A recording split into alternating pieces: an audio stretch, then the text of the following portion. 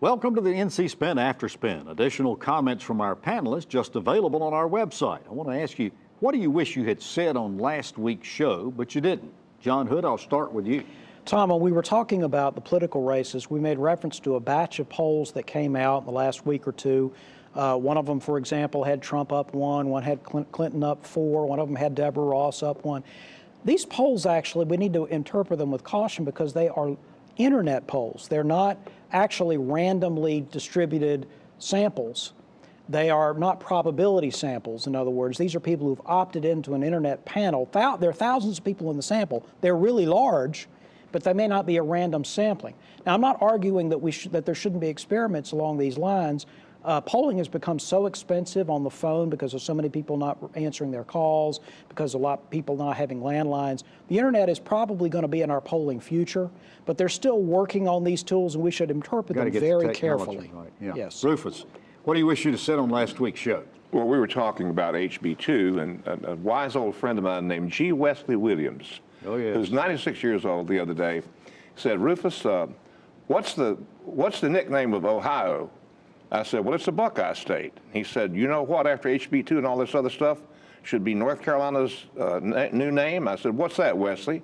He said, "The Black Eye State." Oh, my goodness. What do you wish you'd have said on last week's show, Connie? Well, I wish I would have said something about coal ash, particularly the McCrory administration is finally kind of rebutting stuff. For months since the bill became law, there have been attacks, but not much rebuttal. And in North Carolina, we are far ahead of any other state with the coal ash cleanup.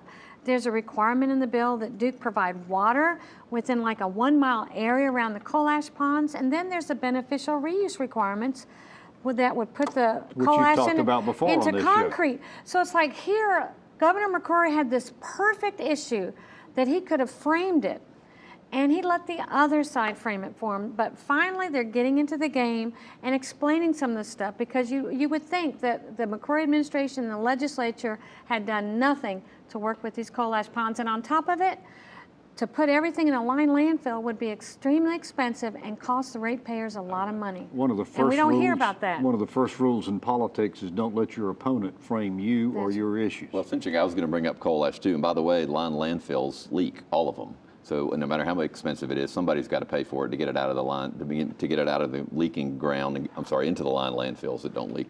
I think coal ash is one of the sleeper issues of the campaign, not just because of what the bill did, but because of the perception. You might argue that it's right or wrong, but the perception that the McCrory administration overruled scientists, not just one, a toxicologist who then they attacked, but the state epidemiologist who resigned in protest, saying she was not going to be part of an administration that misled the public. That is actually sticking with some folks if you talk to Democratic insiders, and I think that's a sleeper issue this campaign. All right. Well, thanks for watching the After Spin. We'll have more video all during the week on ncspin.com.